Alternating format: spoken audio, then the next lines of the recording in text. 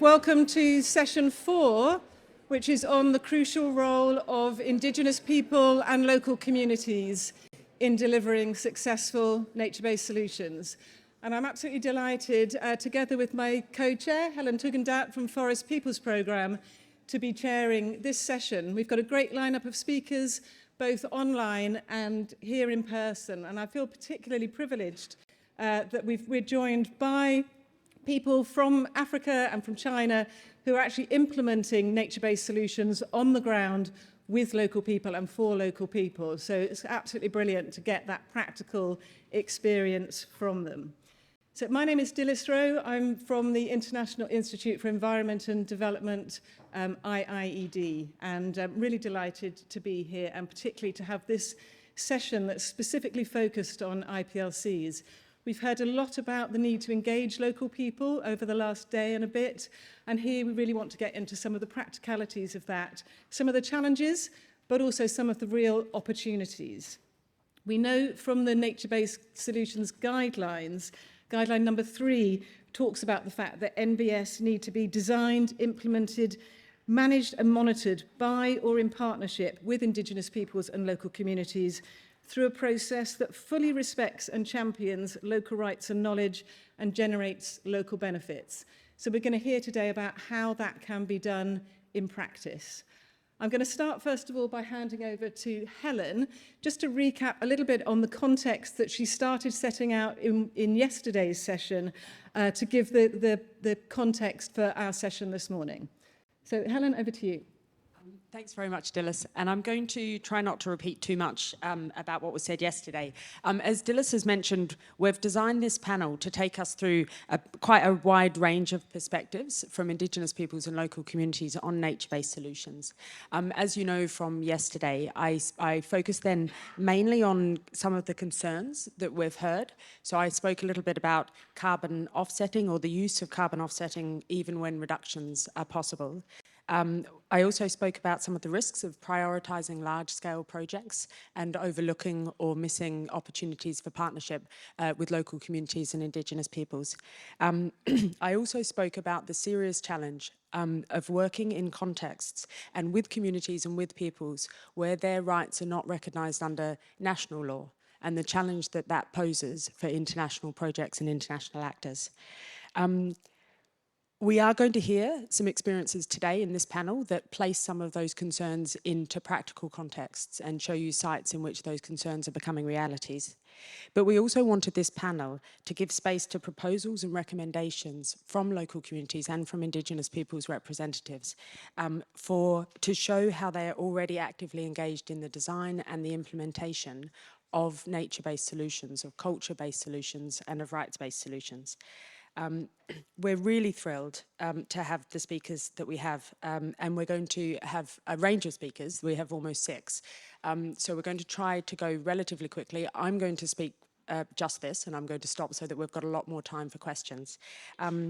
But at the end of my comments, I have the real pleasure of introducing our first online speaker, Diego Pacheco, and he is the head of the Bolivian delegation to the United Nations Framework Convention on Climate Change. He's currently in Bonn, representing Bolivia in the negotiations for NbS. I'm talking as the head of the Bolivian delegation at the UNFCCC, CBD, and the NbS. Well, there is in the world a move towards the so-called green economy. Well, the world capitalist system is making a move to the full commodification and financialization of nature, and this move started in the beginning of the 21st century. So, we see that there is an expansion of the capitalist world system and of the Western values. And there are two particular key issues here.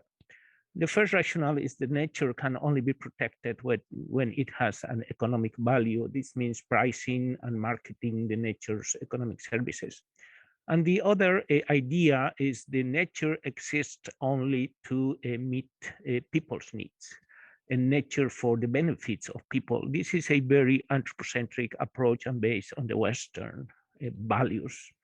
We see that this move to the commodification of nature in the negotiations of the Rio Plus 20. The first draft of the future we want in the Rio Plus 20 proposed really substituting sustainable development by the green economy as a model for all countries, that we should follow all the countries. Well, in that context, well, Bolivia presented a important, strong resistance to this green economy approach, because, well, in our understanding, more capitalism and capitalist solutions cannot solve but reinforce the global crisis that capitalism has created, in particular regarding climate change and biodiversity loss. In the context of the future we want, Bolivia proposed to introduce a particular understanding that there are, instead of just a single green economic model, that there are different visions and approaches to achieve sustainable development. This is already in the para 50 of the Agenda 2030 of Sustainable Development. So the idea is to work with different approaches to achieve sustainable development. In the Bolivian understanding also, what the world really needs a new civilizational model based on and inspired on ancestral and millennial societies. And we call this model, or more than a model, a worldview, the living well in balance and harmony with Mother Earth. So in our understanding, there are two civilizational approaches. The first one is led by the Western society, the green economy oriented to the well-being, is very, very anthropocentric, based on the Western views of the world, and very market-centric also. And in this approach, nature is simply an object, is an object for the benefits of peoples. And however, we have this a different approach, which is very based on the views of indigenous peoples and local communities, is the approach that we call to living well in balance and harmony with Mother Earth. It's an approach recognizing the biocentric approaches of indigenous peoples. It's very much polycentric, based on indigenous people's views, and it takes into account a non-market approaches to strengthen the relationship between peoples and nature. In this context, in this paradigm, a Mother Earth is a living being, is a living and sacred being, and this is very important. That's why these two models are are highlighting a different mindsets and understandings of the relationship between peoples and nature. Taking this into account, well, I want to introduce, well, what is our understanding of the measures and solutions of the green economy in order to move this idea of the full commodification and financialization of nature that, well, Bolivia is really trying to hold in all the multilateral processes. There is in our understanding, there was a kind of first generation measures of the green economy. The idea of the ecosystem services, the idea of the payment for the ecosystem services, the economic evaluation of nature, and the idea of the natural capital and the natural capital accounting are really a package of measures in this first generation measures of the green economy. In the time being, well, the international and multilateral processes have evolved in different discussions. The first one, well, there are attempts to delete in the world the issues and principles of equity and common but differentiated responsibilities from the environmental governance. This is very key. These are very key principles that are still leading the discussions and international agreements at the global level. But in this attempt to delete these principles of equity, there is also an attempt to shift in the burden of the environmental crisis to the developing countries. And at the same time, developed countries are giving themselves enough flexibility to achieve their environmental goals. However, in this context, developed countries are also trying to impose their aspirations as a global view to be shared as a global aspiration. And also, there is a move for moving the financing for environment and protection of biodiversity only to be focused on climate change and to be focused on the private sector. So giving the private sector the responsibilities for financing the support to enhance conservation and sustainable use of biodiversity through market-based approaches. So we still see that there is this move of the commodification and financialization of nature. Our concern is that this move is really addressing kind of a new, what we called environmental colonialism in the world. Why? Because, well, this narrative is really reinforcing the Western world views in order to solve the global environmental crisis. It's imposing new binding obligations to developing countries and given to developed countries enough flexibility to achieve their commitments and putting a very strong burden into the shoulders of developing countries. And while there is an increasing dependence of developing countries to financial structures, creating more indebtedness in developing countries and in the peoples of the South. So there is a complex scenario at international level now. And this really is the scenario for the second generation solutions for of the green economy. Issues like global net zero, net gain, the offsets, nature positive. And we also have in this context, in this package, the idea of the nature-based solutions as a part of the second generation solutions of the green economy. In that context, Bolivia has been working very hard in order to really address since a different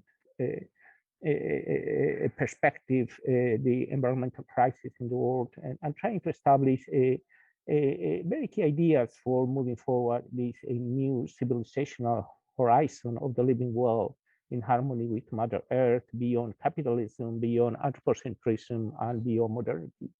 We work in the United Nations for the establishment of the International Day of Mother Earth, and we have a proposal also for the Declaration of the Rights of Mother Earth. In the UNIA, where we have the recognition of the approach of living well in balance and harmony with Mother Earth. In the NbS, where we work very hard trying to have a conceptual framework taking into account different knowledge systems in the world, including the concept of Mother Earth, nature contributions to peoples, going beyond the idea of the ecosystem services, also the recognition that nature has intrinsic values, and there are multiple values of biodiversity.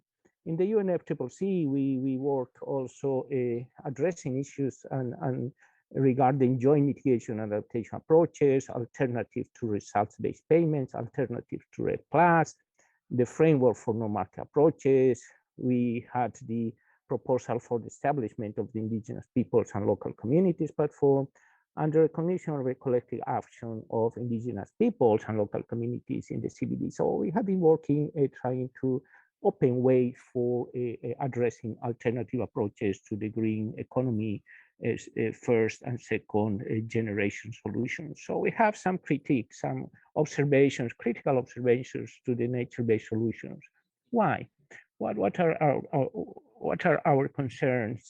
At the conceptual level, we think that nature-based solutions is reinforcing the anthropocentric paradigm, the anthropocentric worldview, limiting seriously the potential for the development of different knowledge systems. So there is a conflicting with views with the views of indigenous peoples and local communities.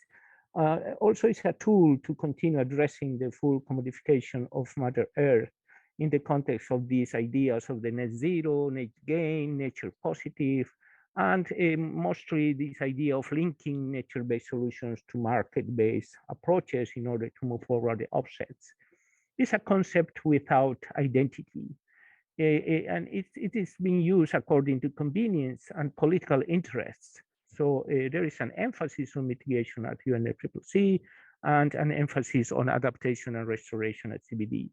Also, we see this concept as a capsule, undermining the scope and distorting the meaning of multilaterally agreed concepts such as ecosystem-based approaches, sustainable management for natural resources, forests, biodiversity-based economy, community-based monitoring. So we are trying to introduce all previous ideas into this very tiny capsule of nature-based solutions. And also at the operational level, we see that nature-based solutions are reinforcing narratives and solutions to climate change that have serious problems and limitations. Nature-based solutions are reinforcing the idea that markets approaches are the way forward to solve the climate crisis. This idea that nature-based solutions are a key tool for achieving the net zero by 2050, which is a very concerning issue for developing countries, and also that opening the way for the private sector to see as the driver of innovative solutions. It's also leading to double counting on financing and commitments in biodiversity and climate change, and also is addressing issues to such as nature positive, net gains, and is diluting the need to enhance the integrity of all the ecosystems. In that regard, well, Bolivia has proposed to work on Mother Earth-centered actions as alternative to nature-based solutions.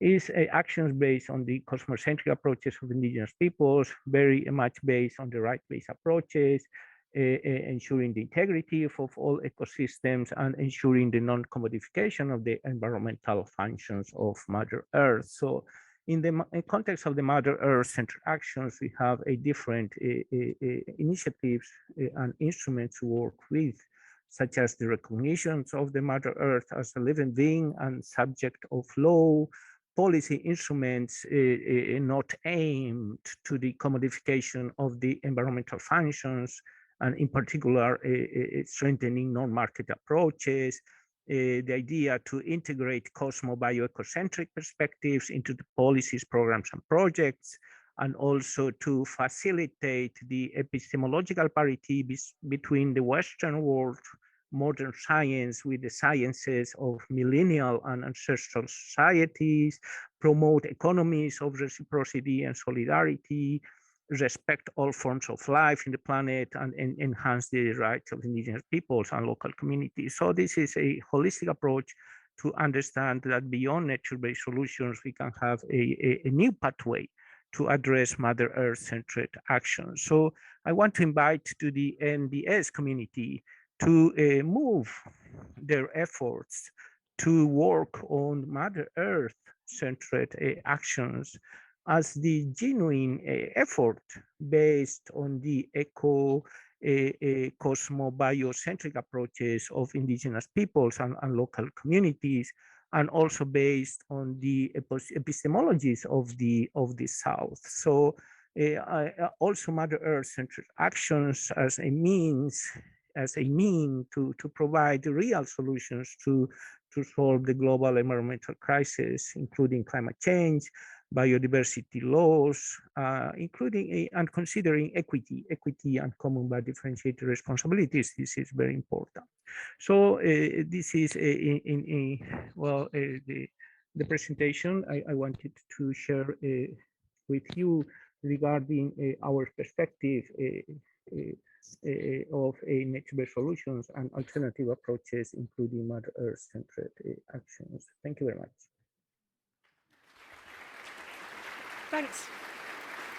Thanks very much, Diego, for that. That was a great opening presentation and a great challenge to us to kind of consider that. Are nature-based solutions a green but Western capitalist approach, or can they be an approach that does genuinely reflect indigenous worldviews and embrace this Mother Earth, Mother Nature approach to thinking about the interconnectedness between people, nature, culture, and the interconnectedness between these challenges of climate change and biodiversity.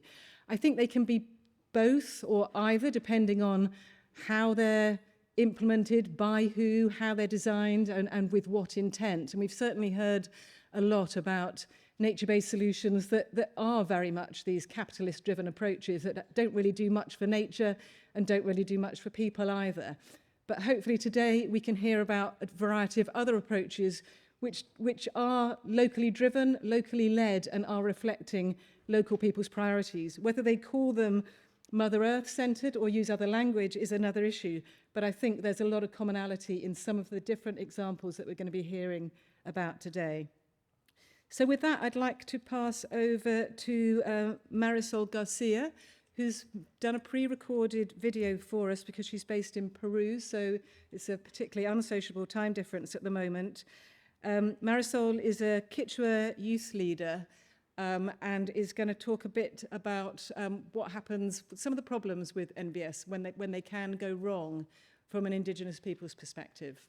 Good morning to everyone participating in the Nature-Based Solutions Conference. My name is Marisol García Aragüeño, and I'm from the Tupac Amaru indigenous community located in the Peruvian Amazon, and I belong to the Kichwa ethnic group.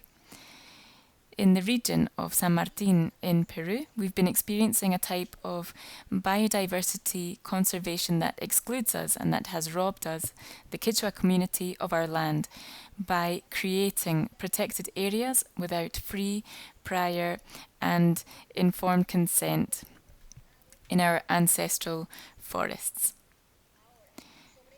On the basis of this structure of dispossession, a commercial model called nature-based solutions has been increasingly promoted. This is a model that continues to violate Indigenous rights and that proposes false solutions to climate issues by enabling companies from the global north to continue with their extractive and polluting activities while the plundering of Indigenous communities continues in the global south. This is the case of the Cordillera Azul National Park, established in 2001 and with a REDD+ project from 2008 connected to Kichwa forests. This project has been generating a huge amount of economic income that remains in the hands of the state and of one NGO. We, the Kichwa community, have been excluded from the full and effective participation in the decision-making process regarding the management of the park and the REDD+ project. And we don't have access to the benefits that these generate either. Hardly any communities know how the carbon project works, and they've never called us to design, implement, manage, or monitor this project. They continue to ignore us. We don't think that nature-based solutions are anything new. Rather, this is a model of life that our ancestors have been promoting over hundreds of years. And now, unfortunately, these are seen as a way to legalize pollution and generate wealth in our forests for a few very privileged people. Our organization, Resistencia del Corazón Verde, can guide this kind of relationship with nature and the real solutions to climate change. Many thanks. Great, so that short talk just gives a kind of an idea of what it actually means for Indigenous people when nature-based solutions are implemented, and they're not implemented in ways that do involve them. So a stark warning about some of the perils of nature-based solutions. We're now going to hear from Helen Magata from the Tebtebba Foundation. again, to talk about Indigenous people's perspectives on nature-based solutions, and particularly about how and if and where they should be supported. I'm hoping Helen, yes, great, you're there online, Helen. Brilliant. We've got your presentation as a backup in case we have a tech problem, but hopefully you can present it to us live. Hi, thank you very much. Unfortunately, I don't have any slides, and I hope that's okay. So thank you very much for Diego and our other speaker who have made my presentation easier. So the discourse on NbS raises broader fundamental questions around how humanity perceives nature and how it chooses to relate to it.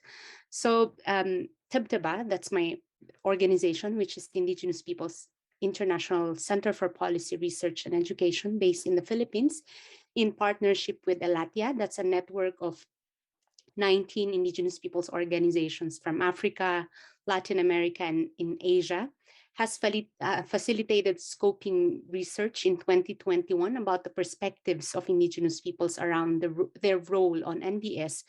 And we also held regional dialogues with the then UK COP presidency in 2020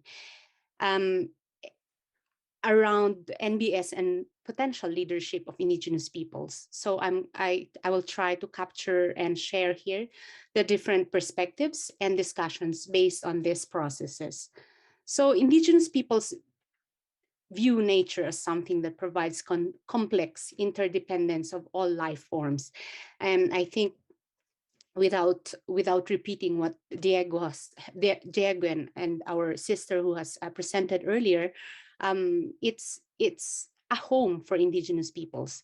So nature is referred as a foundation of life, cradle of life, focal point of life, or a space for life, which is the basis of identity and ultimately survival of Indigenous peoples. Indigenous peoples' knowledge and community-based monitoring systems, traditional livelihoods and occupations, food systems, basic survival are all grounded in nature. And these are regulated through customary laws and systems of governance. So there's yet to be a multilaterally agreed definition of what NbS constitutes or not, or what it doesn't include, for instance. But for Indigenous peoples, if NbS is going to work, it should be founded on key elements or principles, which I will be sharing towards the end of my intervention today. And Indigenous peoples have and continue to contribute a lot, and this should not be a missed opportunity in the development of NbS.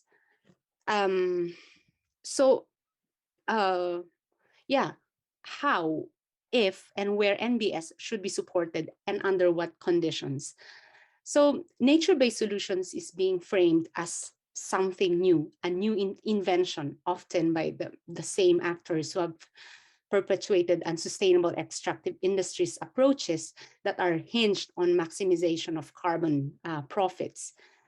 The prevailing notion of NbS that is something new, a climate solution, tends to place primacy on carbon as a commodity, and in the same manner diminishes appreciation of the holistic view of nature and its provisioning services.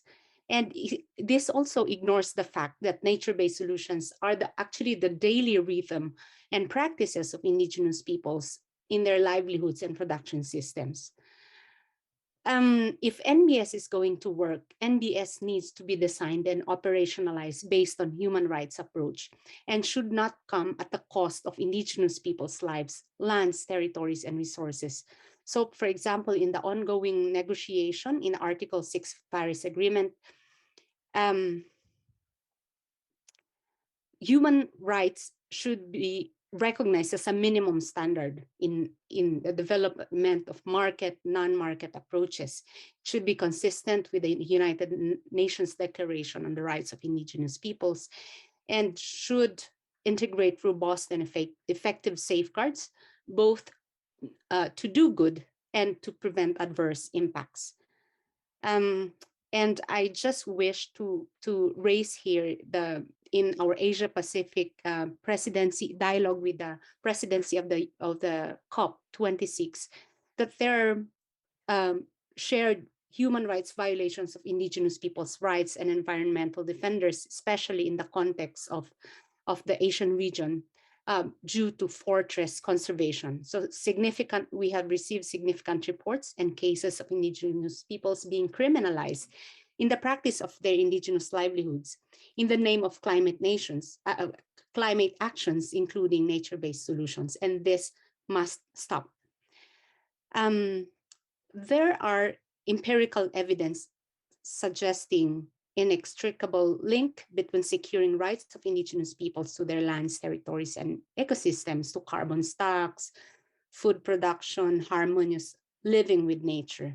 And we need to support this, because despite indigenous peoples and local communities stewarding at least 22% of forest carbon that is found in tropical and subtropical countries, a third of this carbon lies in forest lands where indigenous peoples' land rights or tenure rights are not legally recognized. So no less than the IPCC recognizes that land policies is key in making huge impacts in climate actions, including in nature-based solutions. And this is especially true in the context of the ongoing COVID-19 pandemic, where indigenous peoples are also among the worst hit. There is a need to ensure effective voice of indigenous peoples and responsive institutional arrangements. This means strengthening direct representation, full and effective engagement of indigenous peoples in decision-making and development processes of NbS, including through the operationalization of free, prior, informed consent principles and processes, and establishing enabling legislations, policies, and relevant institutional arrangements to facilitate good governance. There's also need to support and promote indigenous knowledge by proactively supporting documentation of indigenous knowledge and traditional practices, including developing and expanding partnership in generating knowledge. There's also need to promote and respect customary governance, strengthening customary governance systems and community-based monitoring systems, including the role of community elders who are custodians of indigenous knowledge systems and practices, including of women, and also ensuring intergenerational learning between the elders and the young people. It's also crucial to have a dedicated climate finance for indigenous peoples and nature-based solutions. First, we do not know how much, if any, climate finance, specifically NbS, reaches indigenous peoples, if any. So some reports say that indigenous peoples receive less than 1%, that is less than 1% of climate finance for tenure and forest management. Secondly, multilateral funding arrangements secondly, climate finance architectures are really complex, with finance being channeled through multilateral funds, and with minimal opportunities for indigenous peoples to access. And if there are grant facilities that are allocated for indigenous peoples, these are usually small in size, they are narrow in scope, they are landscape specific, mostly for forests only. So there's a need to establish climate mechanisms towards enhancing access of indigenous peoples to upscaled, accessible, equitable, long-term financial resources to enable sustainable application of nature-based solutions in areas such as land tenure, direct representation and participation of indigenous peoples, research and documentation, among others. And this should be according to the right of indigenous peoples to self-determination. Capacity building. there's a need to support and empower Indigenous peoples through capacity building program that will enrich their knowledges and skills on NbS related policies.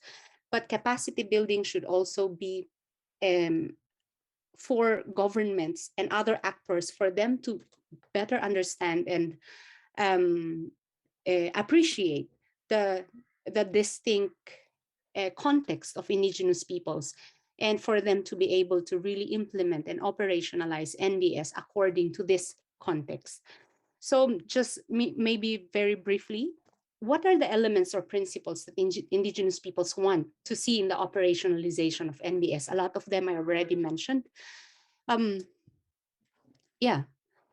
Interdependence and interconnectedness and reciprocity. I think this was already also mentioned by Diego in his opening intervention, that most Indigenous peoples' cosmologies perceive everything in the universe as interconnected and interdependent. And actually, there's not one single element that has a real chance of existing by itself, including humans and nature. Cultural and spiritual values. We have to move beyond just looking at nature-based solutions in terms of its economic, what it can do about its economic value. So Indigenous peoples have specific rules, restrictions, practices, and rituals to regulate people's behavior in relationship with non-human spirit or agencies in the resources that they protect. For example, Indigenous knowledge systems and practices is central in supporting and enabling adaptive capacities and resilience. Context-based relationality and local economies are still being practiced. They exist.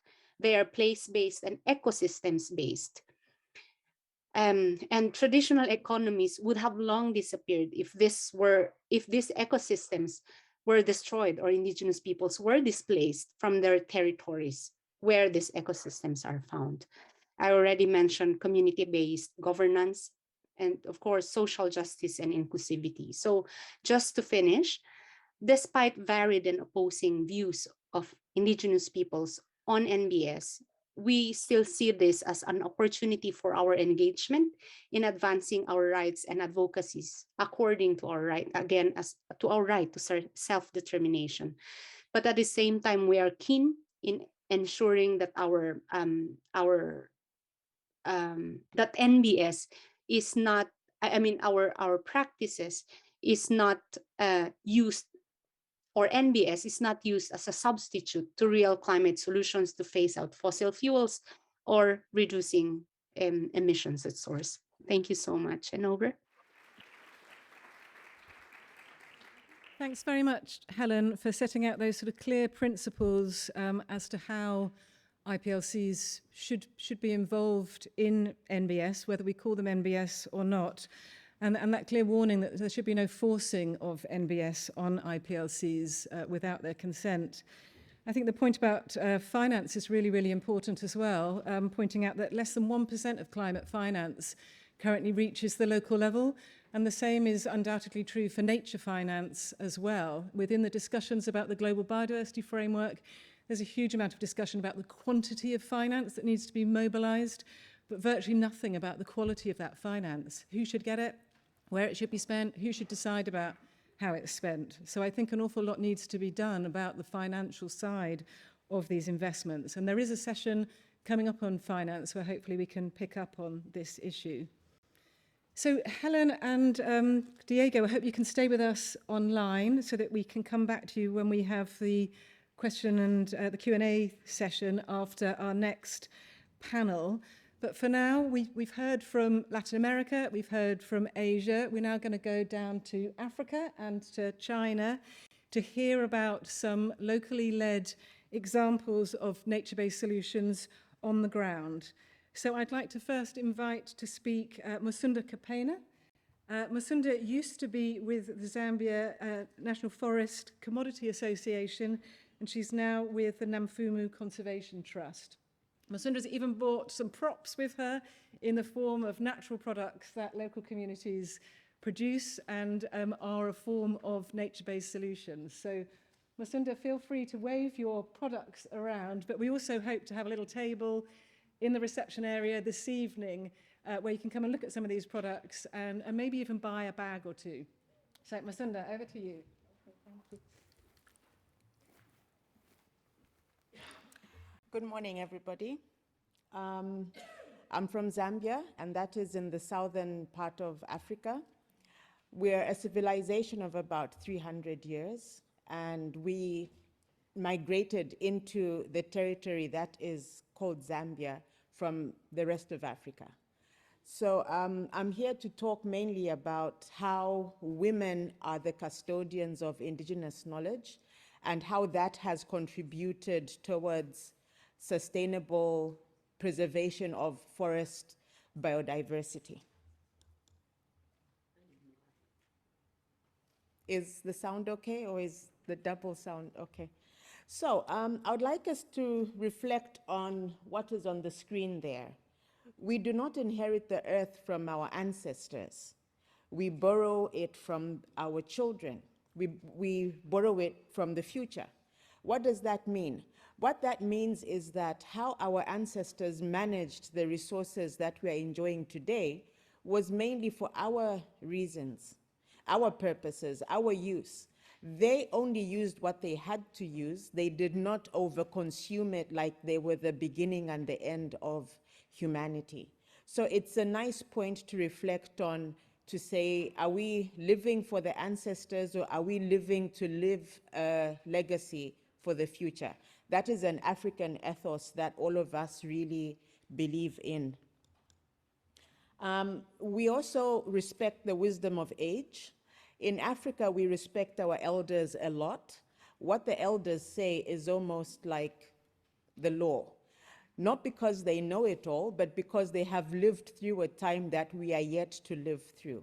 So in most cases, we are cognizant of the fact that when we sit with the elders, we will then be able to get as much information, and then we'll be able to digest that information, combine the cultural aspect, the mysticism around certain things with the scientific aspects. So we believe that when an old man dies, or an old woman, an old person dies, a whole library is burnt to the ground. We can no longer have access to that information if we do not access it while they are still alive.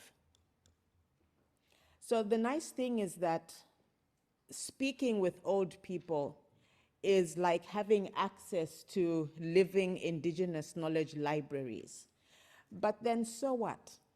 Does it really matter if we speak to them or we do not speak to them?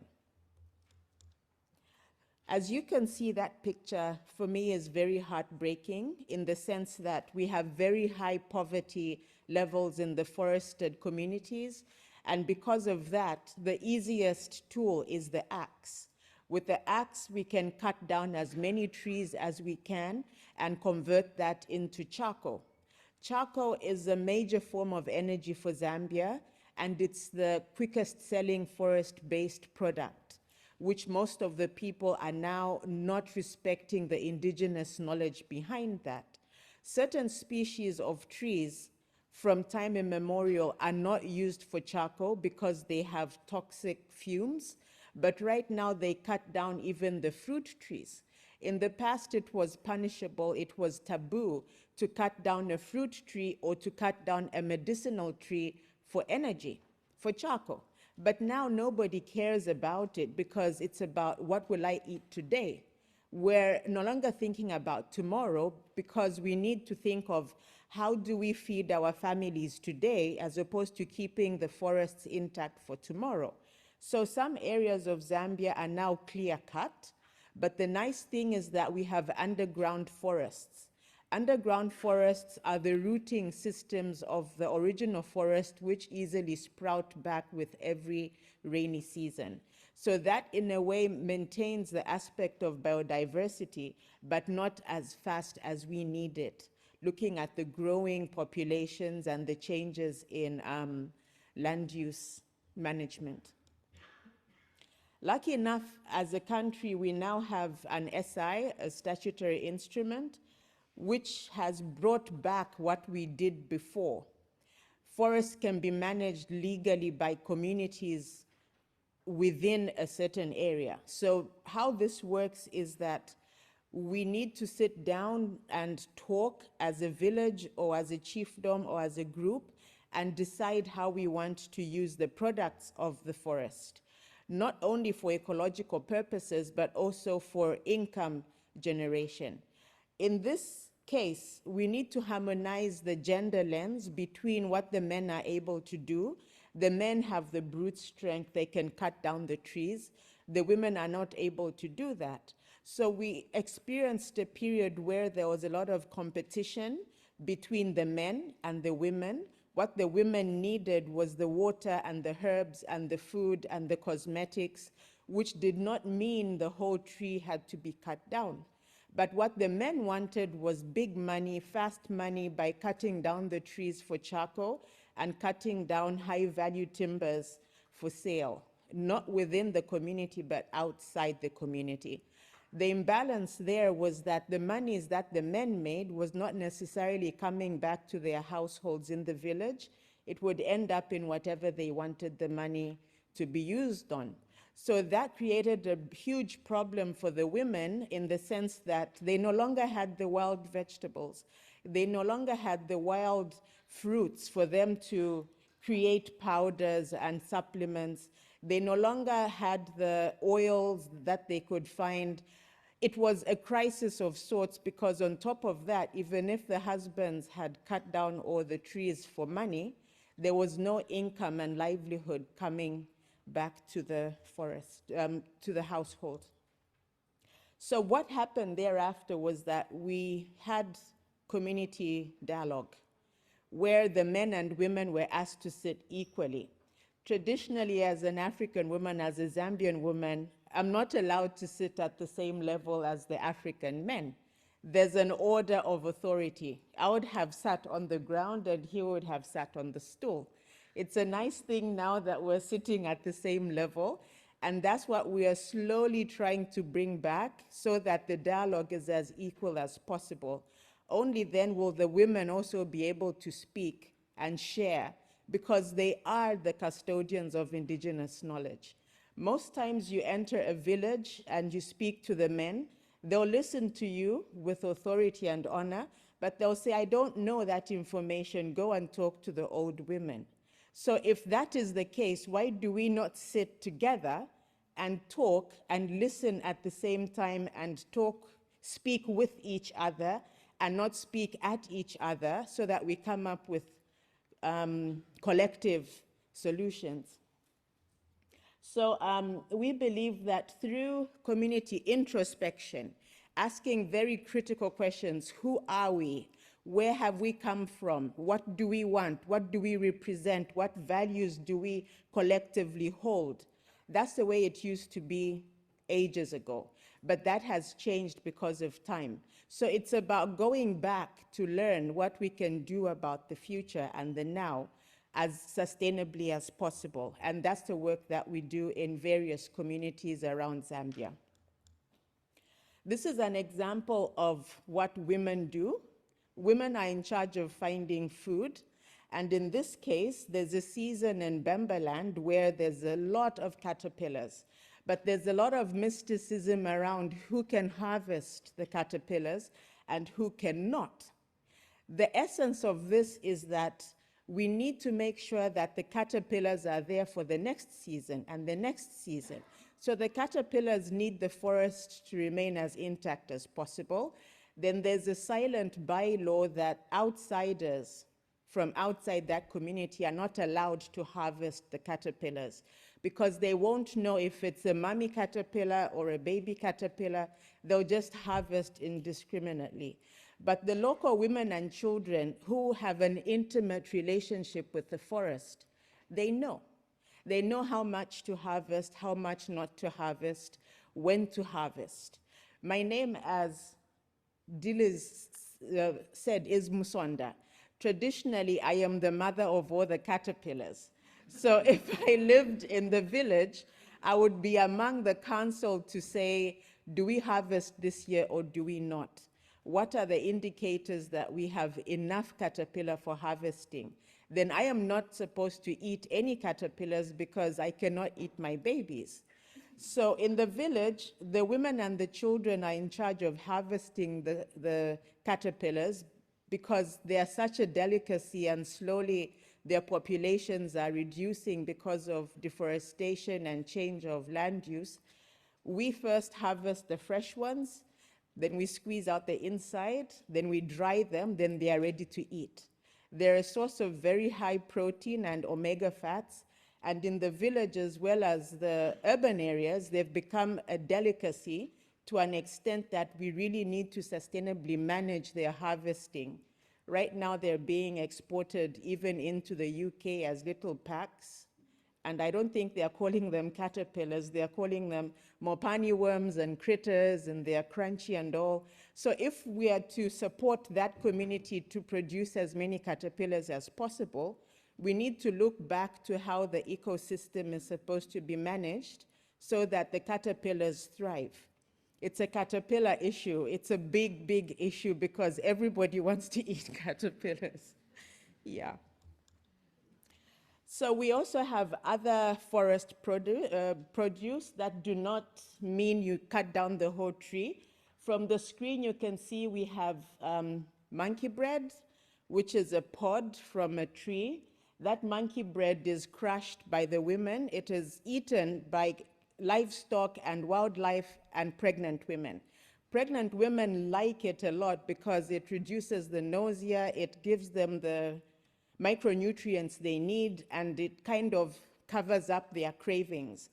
In my country, when a woman is pregnant, we would often eat dirt because through eating termite dirt on the trees, it gives us back the calcium that we are craving for. It gives us the iron that we're craving for because we do not have access to pharmaceutical supplements that balance out the nutritional and vitamin and mineral requirements for a growing baby in us. But traditionally, we would crave and eat whatever is around us. We call it them sekese. So we have some of it here, and it's very potent with micronutrients and phytonutrients as well. But what we do not have is how to package it so that it's easier to eat. The only way that we can package it is as a powder. Then it makes it versatile to mix it in porridge, and it can be eaten by babies from 6 months onwards. It's a family food, and it really helps us remain healthy. This is a combination of herbs. Some of them have local names, others do not have local names, but what you can see in the round aspect is actually salt. We've had the chance to have it analyzed as basic as possible, and we found that it's mostly potash and not sodium, so it's different from the table salt, which is more sodium chloride and very little potassium. This in its form was used as a currency as well, medium of exchange. So depending on how big the cylinder is or how small it is, it would exchange with other things like cloth or other forms of food. But right now it's used highly as a medicine for soaking swollen feet or for putting under the tongue as a blood pressure regulator. And it's packed indigenously in the leaves because that retains its efficacy. When you open it up, it's not a white salt, it's a grayish salt, which makes it medicinal and good and all that. Yeah. Has it changed? Okay, then now we have the Mongongo oil. You can see from the woman that the nut is very hard. And the women that work with this particular nut, it's from a tree, it's covered in pulp on the outside, and inside is a hard nut. They're forced to crack the the nut on an axe head. So we're having a lot of issues with fingers being damaged because you'd place the nut on an axe head and then you hit it on top very gently to crack it and expose another nut inside, which has oil and omegas and all that. It's been a very high-end product for cosmetics because it has a lot of vitamin E, but it's edible. And we believe if you can put it in your mouth, you should not put it on your skin because the skin is the largest organ on the body. So if you can eat it, then it's okay to then put it on your hair and on your skin as well. That is showing mainly the forest functional foods. It's a mixture of magwidin tea and nuts and food and all kinds of stuff, which we have used for time immemorial, and in the village, it's the major food. Then we have the honey. Without the forest, we have no honey, and without the honey, we do not have a sweetener, which is used a lot in the villages. But also, without the bees, we have no pollination, and we don't have the forest. So it's a cyclic thing, like the egg and the chicken. Without the forest, you don't have the bees. Without the bees, you don't have the forest, and you don't have fruit. The next one here is tamarind. It's become a very popular superfood, and it's found in the forest. It's not indigenous to Zambia. It came with the slave trade. I think it came from Asia, but the seeds were dispersed on certain roots in the valleys, and now we have huge trees. This we compete with the monkeys. The monkeys really love tamarind, but we love it too, and we've been able to value add it to make the vinegars and the jams and the chutneys, but almost everybody just shakes it up and drinks it as a juice. We work with the traditional health practitioners of Zambia, led by Dr. Vongo, and we've realized that a lot of our medicines are not where we used to find them before. In the past, you'd have herbs in your back hut, in the forest around the hut, but now we don't have any forests behind the hut. So we have to walk a long way to get the same herbs that we had taken for granted. But we're cognizant of the fact that all the herbs we had are now in a bag of charcoal, which is then being sold in the urban areas and across the borders. So we have come up with a solution to create herbariums in Lusaka, but also around the country to ensure that we still have the herbs that we would like to have.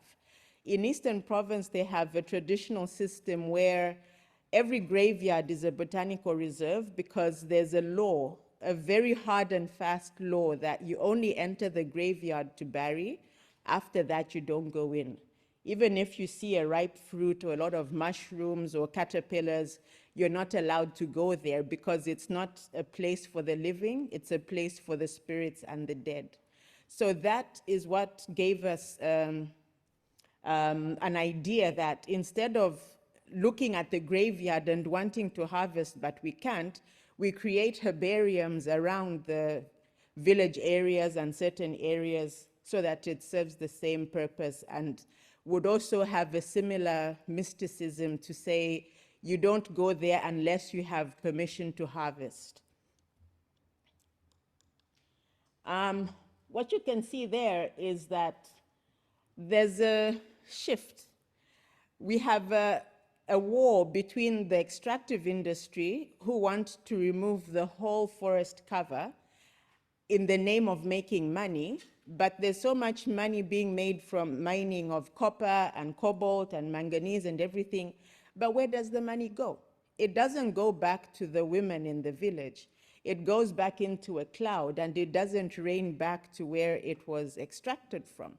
So we don't want that imbalance. We want a balance where nature, humanity is balanced out with global economic growth. The case right now is that economic growth is rising very quickly, and the rest of us are holding on to the seesaw to make sure that we don't fall off. So it's a cartoonist impression of what we think is going on. And with that, we're cognizant that we only have one Zambia. We don't have a second country as Plan B. We only have one Africa. We can't go anywhere else if we mine up or open up the whole continent. We only have one world. We don't have Planet B. And we only have one collective heritage, whether I'm African or she's Chinese and you're British and we are all that, we're all one collective heritage. So collectively, we need to come up with solutions. We only have one collective home, and the UN World Environment Day, the theme was we only have one Earth. So if we do not manage it sustainably, if we do not manage it as one whole, then we don't have a planet anymore. So my parting message is that Indigenous people and local communities have sustainably managed the forest and natural resources, forgive the spellings, for decades. We are rich with natural resource wealth, but who benefits from it? We need to rethink the nexus towards sustainable green solutions for all of us. That's a point of reflection. And it's refusing to click. There's the next slide. There it is. Then in Africa, we have a philosophy of Ubuntu. In my language, we say Ubuntu because the B is silent, which says I am because you are, because we are. So if I am nothing as a local person, then we are nothing as a people, then we end up being nothing. So together, we shall contribute towards nature-based solutions and ecosystem restoration only if we balance out that balance. Thank you very much. If you have any questions, we can talk outside.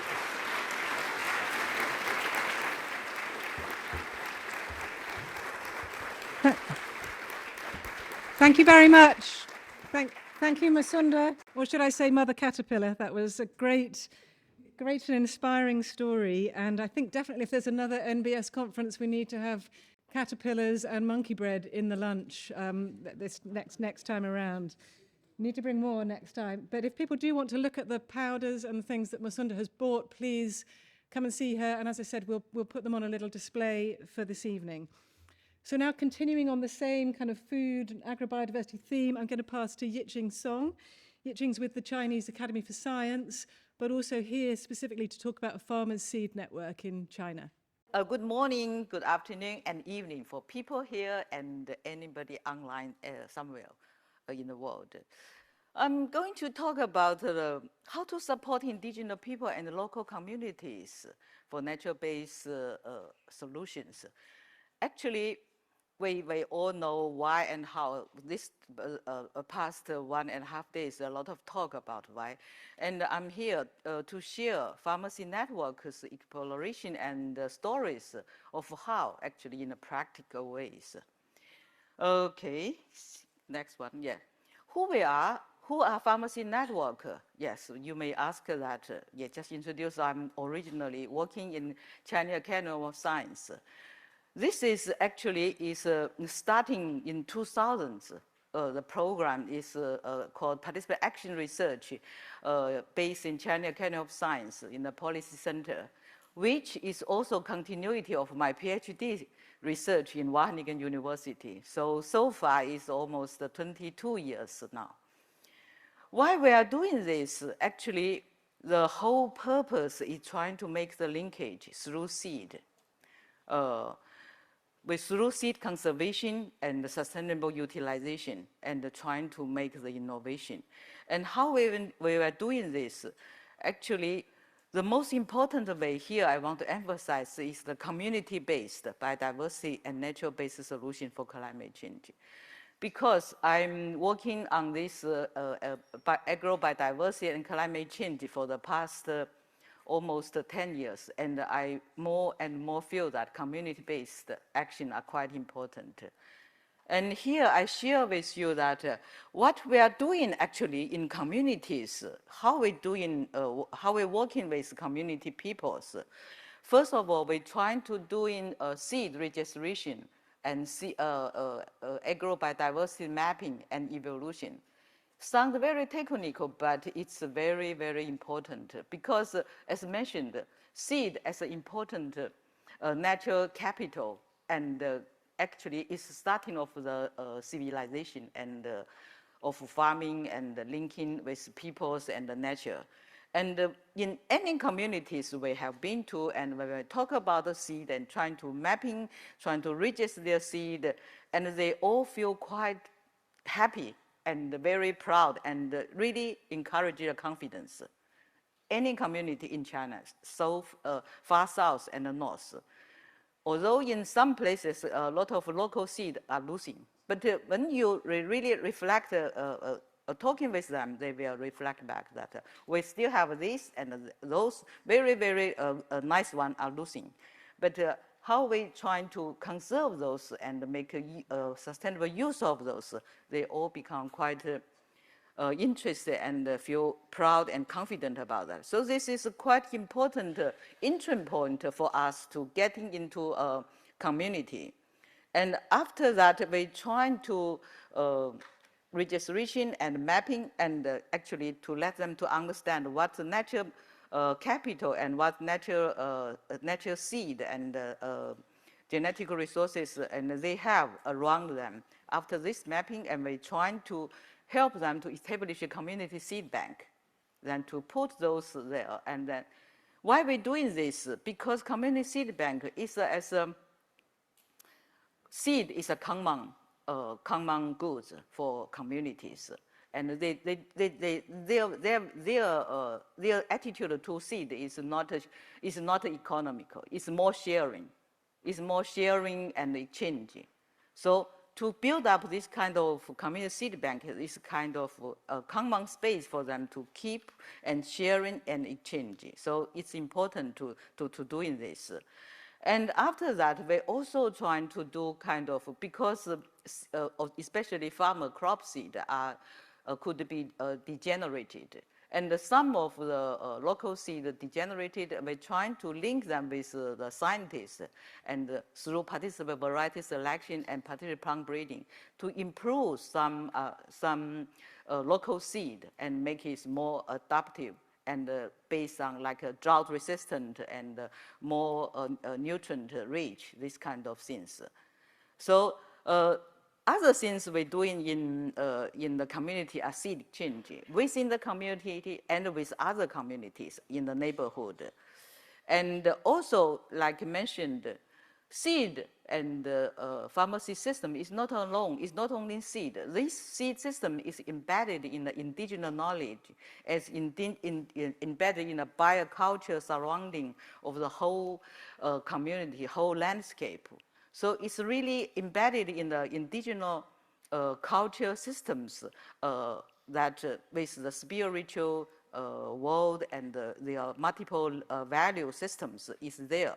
So document the indigenous knowledge and indigenous culture with the old people, like we're working with Nashi people, Moso people, different indigenous communities, help them to document their indigenous knowledge, and through oral history, through village booklet and those photos and videos, those kind of methods.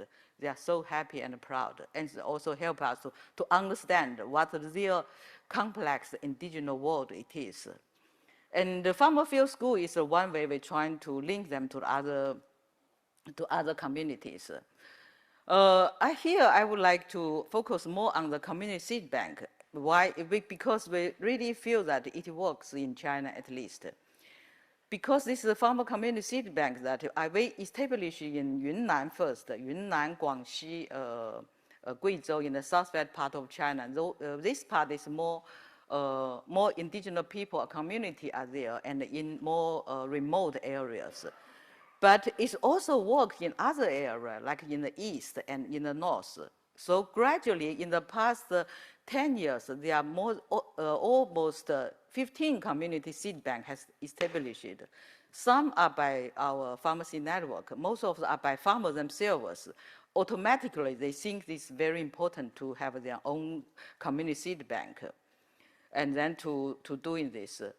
And the first story we want to share with you is that it's a community seed bank. The first community seed bank we established in the far southwest part of China, Yunnan, in the upstream of Yangtze River. Which, some of you may know this area. This is a very famous biodiversity hotspot, and the 3 paralyzed river areas is UNESCO nature and cultural heritage places. However, those are those heritage places and these names, regulations, are far from farmers' livelihood because those communities are isolated. They are along the Yangtze River side, in the middle of the mountains, and their livelihood is not that good because the migration, because of the fast economical development, the building up of the big dams along the Yangtze River, and most of the men migrate out and working in the cities. So who left behind in the village are women, old, and children.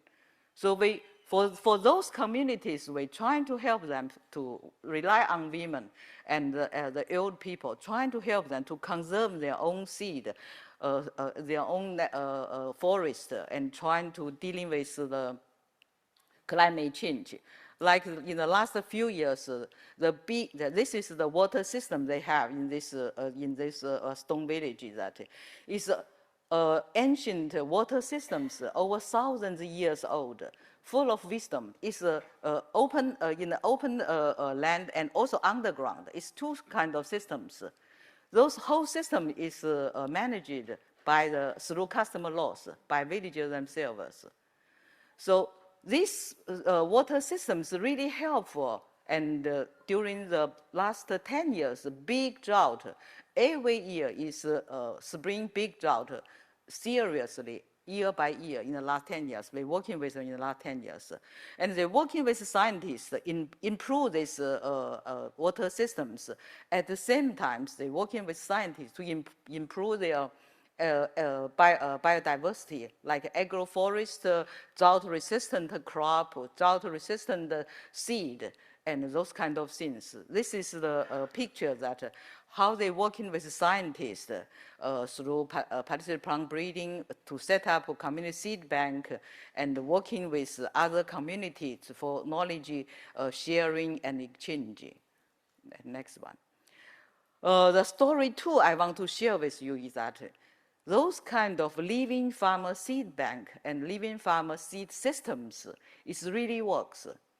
The story 2 is showing us that in the 2020, the first year of COVID-19, the whole country is shut down in the spring. I guess everybody still remember that. Shut down and the market is shut down. But the spring sowing time is coming. Most of the communities that rely on seed market cannot sow in because no seed. But our communities that we collected 14 villages stories about that, they managed to sow in because they have their own seed. So which means that it's very important for community to rely on their own resources, their own seed, to deal with changes and crises. We publish this together with IED and UNEP-IEMP. Yeah, so if you like, you can see. The last part I want to share with you is that because we are policy centers, we really want to the policy makers and the public really heard about this kind of grassroots level voice. So we're trying to link farmers and scientists working together with nature, with nature, and for policy change and support those community, support these grassroots actions. So at last year is, you know, that COP15 is in China, the first part. Before this, the first part, COP15, we're trying to have a tool to have support of Ministry of Environment to have a two pre-COP event. The event is trying to to put scientists and community people and NGOs together to have a dialogue. And these two pre-COP15 policy forum and dialogue end up with a conclusion that our conclusion and suggestion to the real form event is that community-based action are effective. Joint effort and recognition and support are urgently needed for this kind of nature-based solutions, biodiversity conservation, and climate change adaptation. So in the COP event, actually the first part happened in October last year in Kunming. We organized a side-by-side event in Kunming in the October 12, 3 days. We managed to invite more than 200 participants, and more than 50% are local community and indigenous people attended. And the other group is local NGO. Another group is scientists. So these three big stakeholders and trying to talk together and dialogue together in 3 days. And then they really, after that, we have evaluation of different stakeholders. They all feel quite proud and quite happy that they really exchange some knowledge with others. It's very good that we invited Elizabeth to give us a talk there. Her talk, supporting to communities, really encourage our community peoples, feel them proud. Even until now, today, they still talk about, okay, our community really works for contribute to the world. Okay, last one. Okay, thank you. I think this is my last picture. Thank you for your attention.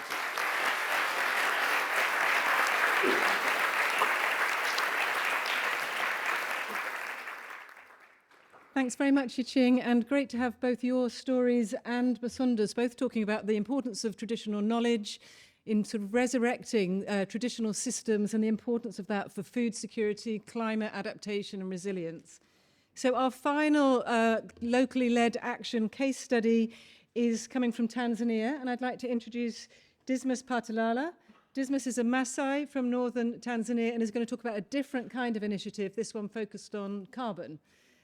Dismas works for the Ujamaa Community Resource Team, which has a big focus on securing land tenure for local people in Tanzania. So, Dismas, over to you. Thank you so much, and hi. Yes, thank you so much for introduction. And I'm going to give you, or to share a case study regarding indigenous in Aida Valley. Yeah, and I can start by taking you through who we are. And we are working with Ujamaa Community Resource Team. And Ujamaa is a non-profit environmental and social organizations that empower marginalized indigenous groups to secure a right to their natural resource and the land in order to improve their livelihood. For indigenous communities in northern Tanzania, land is life. And we develop a unique award-winning model for indigenous-led conservation and community lands ownership, which secure a communal land title deed known as Certificate of Customary Right of Occupancy, CCRO, together with improved governance, structure, and equitable engagement from all over members, including women, youth, and the elderly. We empower community to make wise and informed choices about how they manage their natural resources affordable to them. We use 5 thematic programs: community land tenure, governance, community natural resource management, natural-based livelihood, and social empowerment, which target vital issues fundamental to our goals of building equitable society that can sustainably manage and benefiting from the environment. Yeah, and as I said, we are working for hunter-gatherers. These are called Hadzabe. Yeah, and the Hadzabe are one of the last hunter-gathering groups in the world, and they have lived in the Aida Valley and the Yasi area for at least 4,000 years. the traditional nomadic way of living, sustaining on livelihood, on wildlife, honey, and a vast area of wildlife, of wild plant. As meant, their land has been some of the most thriving ecological area in Tanzania. Today, the Hadza number are a little over 1,000, and the way of life threatened by modern industrial practices, tourism, farming, and grazing. In the last 16 years, the Hadza have lost over 90% of the lands, yet there is a bright future for the Hadza today. Yeah, and as you can show the picture, you can see the land for past and present laws. And so it was a problem, and the problem was increasing land pressure around the Haida Valley region. As a result, in land conversion to agriculture across much of the landscape, the Iraq's tribes who have run out of grazing options on the plate and have flooded the valley and placing pressure on the Datoga pastoralists who have encroached on the Hadza, putting great pressure to the Hadza resources to depend livelihood and the wildlife they depend. And due to these problems was a need really for someone to make sure their survival, yeah? And that's why we come as a strategist, together working with the governments, yeah, to make sure that we can have land tenure as a solution to them. And we start by raising community awareness of laws and policy related to land and natural resources, gaining full participation so communities are aware of different policies and, yes, all different policies and what they can do so that they can have the remaining lands. Then identify village boundaries.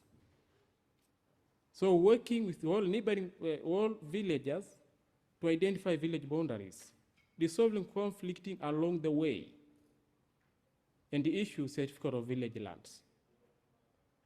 This was very, very important, and then followed by village land use plan and zoning in different allocation of land into different uses or zonings. Example, area for grazing, area for forestry, area designated for hunter-gatherers are set aside, settlement, and any other use within the village. Then, bylaws are developed and enforced for those that deviate from pre-agri land uses.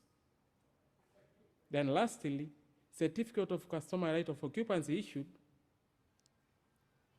protecting indigenous people territories, livelihood, and wildlife that share the landscape. And to undertake this activity took us more than 15 years to manage and to secure the land to have all this. And after that, now come as an achievement, as you can see in these connected maps, that since 2001, Hadza hunter-gatherers and Datoga pastoralists, which are indigenous as well, communities have gained security over 1,500 hectares of lands and natural resources. And this one have assured livelihood by improving food security for the Hadza who are resource dependent, and the pastoralists by securing communal access to rangelands, while these communities now have better access to health care and education. But again, we assure connectivity beyond and between protected areas, Hadza and Datoga lands connected areas spanning from Ngorongoro Conservation Area, the World Heritage Sites, and one of the Africa's most important and iconic wildlife area to the Haida Valley, the project area. Biodiversity protected. Hadza land rights are helping to protect forestry areas. As a result, wildlife populations are stable and increasingly in some areas. So this is the achievements so far. Then after that, we link this community with forestry, with carbon-based revenue. How then? After community are full ownership of land, and then full management of that land, now we facilitated 3 local communities to build a relationship with Carbon Tanzania, a carbon project developer, so that they could develop and implement a natural-based carbon project certified to the Plan Vivo standard. And the revenue from the sale of result credit allowed the communities to invest in social economic development, such as schools, medical service, and infrastructure, and to provide the fund for enforcing land right and local bylaws. The success of the project has led to its recent expansion from 3 to 12 village communities, secure traditional lands and grazing lands for the pastoralist Tatoga herders, and the associated revenue of approximately 570,000 per year in 2022 year. So in short, and I'm taking you, as you can see, 100,500 hectares of land was secured. And this one, giving the community to enter into agreement with carbon for offset, for offset agreement. But again, you can see last year, 3 villages we are getting more than 31,000 US dollar. Yeah, and they use for health, as I said, education, and many things. But again, then after we expand from last year to 12 villages, then now the villages are getting more than 5,700 US dollar. Yeah, but again, you can see this big impact. 57 village game scouts employed to take care of the forest and the natural resources all over around. But again, tree safety, 1,700 of trees were saved and reduced carbon emissions, into 0 in 2001. Protecting endangered species and wildlife in the area. So this was the work for this game scout.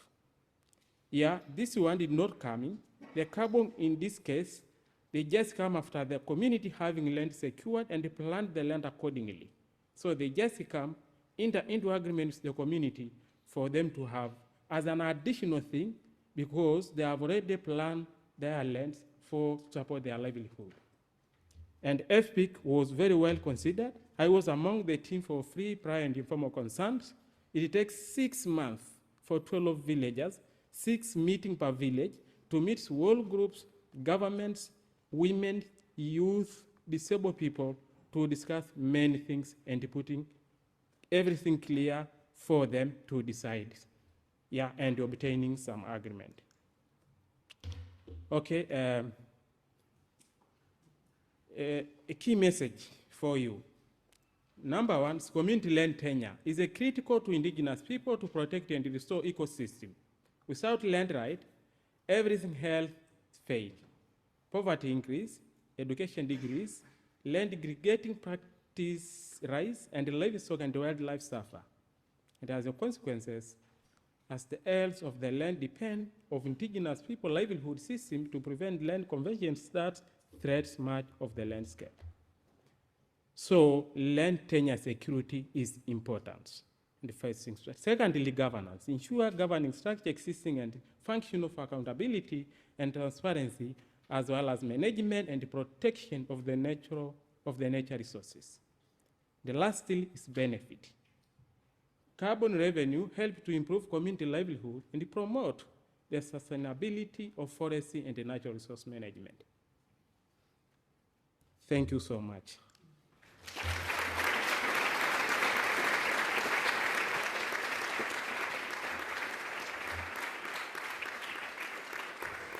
Thanks so much, Dismas, and great to end again on those kind of conditions for effective, locally led, nature-based solutions. So really critical, not just about the traditional knowledge that we've heard about in the other presentations and the voice of women as well as men, but also getting rights in place, the right governance structures, and then the benefits begin to flow, and then those benefits begin to lead to all these other things, benefits for biodiversity, benefits for climate, as well as all these other socioeconomic benefits for local people.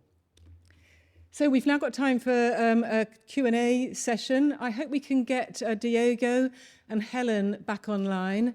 And we'll take some questions. Have you got any lined up from online, Helen, or should we go to the floor first? Okay, so any questions? Yes. One here. It was a pleasure to hear you all and they have this non-European perspective on NbS. It was great. So I wanted to make, I'm Eva Hernandez from the WWF. I wanted to make both a reflection and a question. A reflection is that I see that both yesterday when we talk about greenwashing and today when we talk about the negative side of nature-based solutions, I saw a focus too much maybe on mitigation. And I think there's a risk that we see only the threat of NbS regarding mitigation. I'm curious also to know what are the threats of NbS regarding other measures, so for climate adaptation or for 10,000 other things for which NbS could be used. So that would be my reflection. And my question is for those people that are criticizing or that see the threat in NbS, see NbS as a threat. I see also in the self-assessment tool, in the guidelines of IUCN, a clear guidance, and I understood that the interest of the local communities would be covered with this guidance. So my question is, what improvements would you suggest to make sure that the self-assessment tool and this guidance coming from IUCN really reflects and avoids the threats for these indigenous peoples and local communities? Great, thanks for the question. And I'm definitely going to ask Stewart Magginnis from IUCN to talk a bit about the IUCN guidance just as a wrap-up at the end of this session. But does anybody want to take that comment? Helen, perhaps online, have you got any thoughts on what more can be done? What would you want to see in place to mitigate threats to IPLCs? Thank you very much for the question. I'd like to maybe briefly say something about NbS and adaptation, and then go to the question. Yes, I think it's also very important to look beyond just mitigation and carbon. The economic promise of NbS and carbon in terms of mitigation, and also look at adaptation. There are, as I've mentioned in my presentation, there are concerns about how NbS being used as adaptation going to be creating a line between what is climate finance and climate finance and what is development. And of course, for indigenous peoples, we know that development is a very, very important requisite to improve, to strengthen resilience of communities to be able to adapt to climate impacts, and also to slow onsets and loss and damage, for instance. So that's one. About how to improve. Yeah, there are a lot of policies, very robust policies on paper. I think there's not a question about that. We have lots of policies, very robust policies, forward-looking policies on paper. But I think the really measure of how good these policies are is not about how good they are on paper, but actually how they are being operationalized, not only at the national level, but also being evidence and given proof by testimonies and actual stories like what we just heard today by women, by indigenous peoples and local communities at the subnational and most at the community level. So how are we going to, how should this be improved?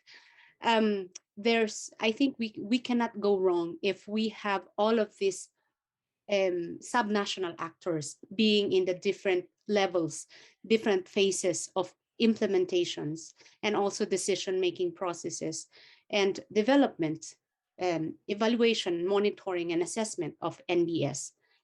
Thank you. Thank you. Yes, Musonda. I just wanted to add on that there's been a lot of approaches that have been used from the 80s and the 70s. They have huge, beautiful names like bottom-up approach and inclusive approaches. But what we have experienced on the ground is that it becomes a convincing activity, Like you enter a community and you start convincing them that what you think they need is what they need. But I think we need to rethink and ask them what they want. Most communities have now learned to speak the language here. They will tell you what you want to hear. They will not say what they really want. So we think it's a gap which ends up implementing projects that don't work for the people. They work to satisfy our needs, but they don't work to satisfy their needs. For example, the salt that they have used for a long time, they have thought that it's a primitive salt and nobody will be interested in it. But then they know how to make it. I don't know how to package it, what kind of clays to use and mix and process, but that's their knowledge. They have known for a long time. The only thing we brought in was to add the science behind it, to find out what is in the salt that makes them so healthy, that makes them have anti-inflammatory properties. Why is it that in that area there's no prostate cancer, there's no ovarian cancer? It must be something in what they eat or something in what they do. But the first time we went there, they said, you tell us what you want us to do. But we had to sit with them and wait for them to trust us enough for them to say, we actually know how to make salt. Is it valuable outside our community? We eat musekese and magwilinti and baobab. Is it of use to anybody else outside our community? And that wasn't a bottom-up approach or a top-bottom approach. It was just a fair dialogue where we sit as equals and talk. There was no expert, there was no convincing to say, if you do this, this will work. We just sat and said, so what do you do here and why do you do the things you do? How come you have very healthy pregnant women and what do they eat that is different from outside? Only then did we realize that we had been doing things wrong by going there and putting on a hat of, I know what you want, you don't know what you want, you are primitive and we are not. But we have learned they have more lessons for us than we do for them. Yeah, that's great, Musonda. And I think a lot of people don't invest that necessary time in getting that knowledge from local people. They just go in with their preconceived project and try and implement it and then wonder why it doesn't work. If we take one more question from the floor here and then we'll go online. Yes, over there.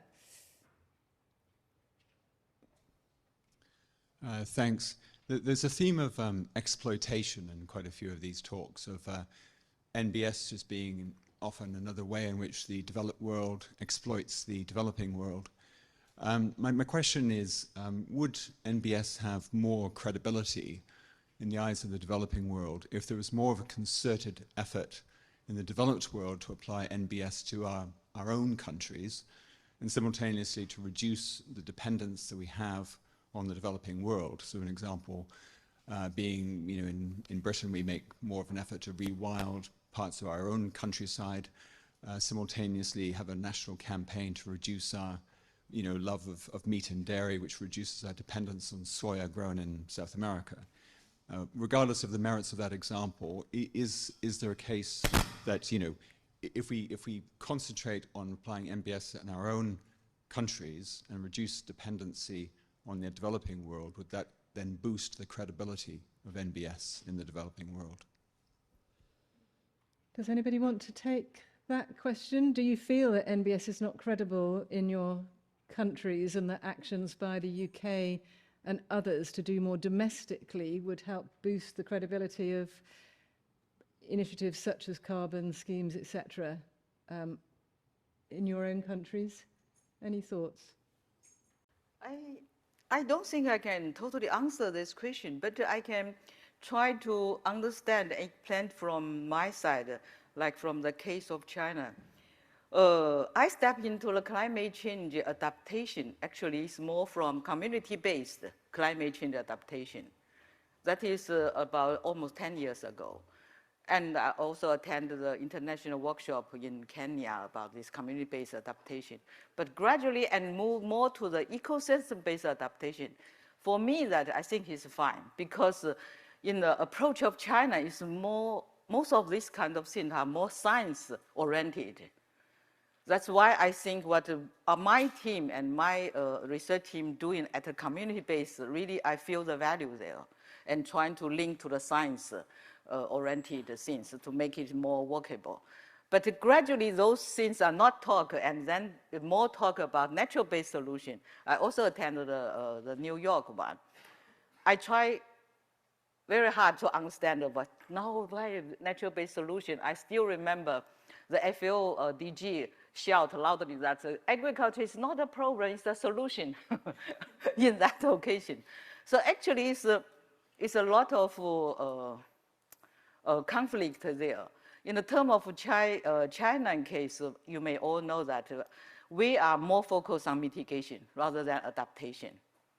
Adaptation is, the strategy has just come out this year, and especially not at a grassroots level.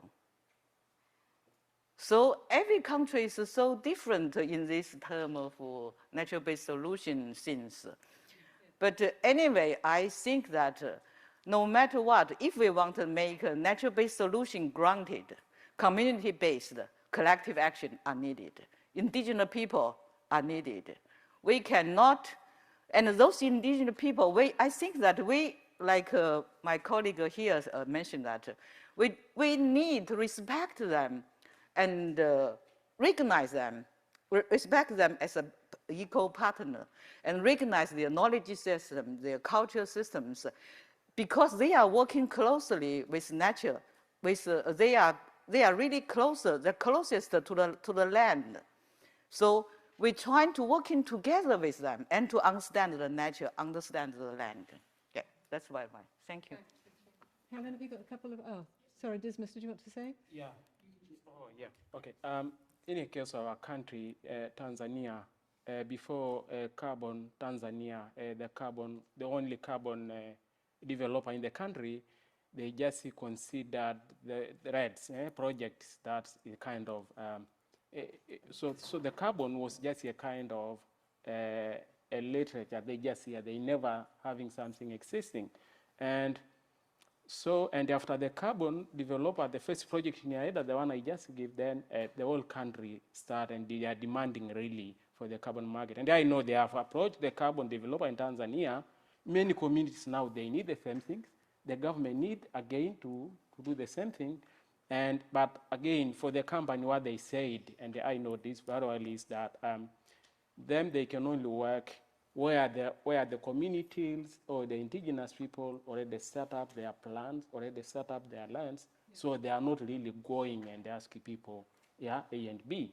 But I know that the country, for the level of the country today, they are trying to develop the policy and what to do. And I think, yeah, they are in the process really of trying to see how they can integrate it, how they can use carbon as another thing. And I'm really worried that, according to the experience, some other people say, like the one of yesterday for the forestry people, if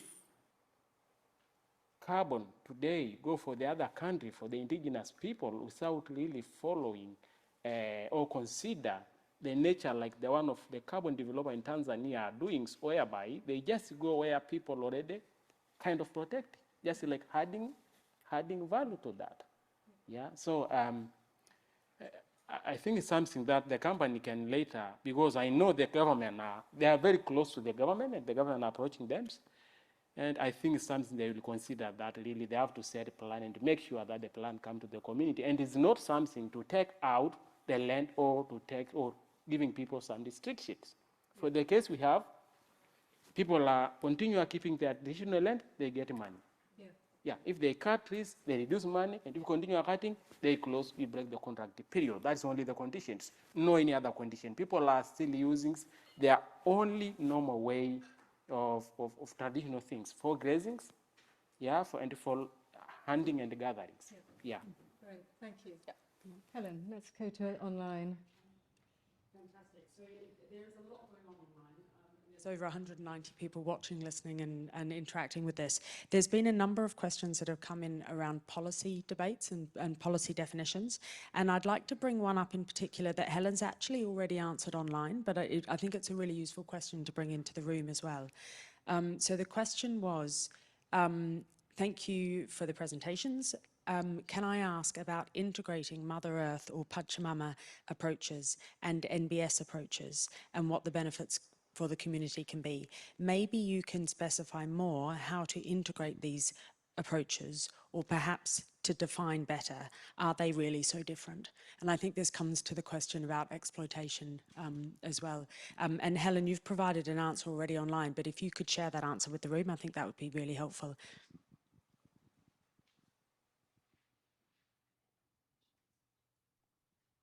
Yeah, thank you very much.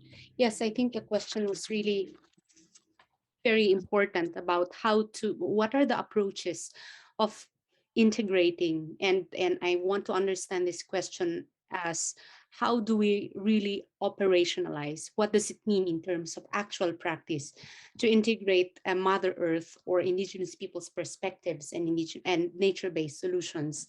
So yeah, we have seen a lot of sharing from our panel speakers today, and I'd like to bring back what our colleague sorry Yiching shared about dialogues between Indigenous people. I mean, creating spaces for dialogues between Indigenous peoples, the governments, the private sector, scientists, and other actors to understand each other. I think this is a very, very good approach and a very good thing that should be replicated in nature-based solutions. We have also seen this in, for example, in the Green Climate Fund, where we brought Indigenous peoples and governments for them to talk about what their issues are and why is it important for governments to talk about or to integrate Indigenous peoples when they talk about climate finance.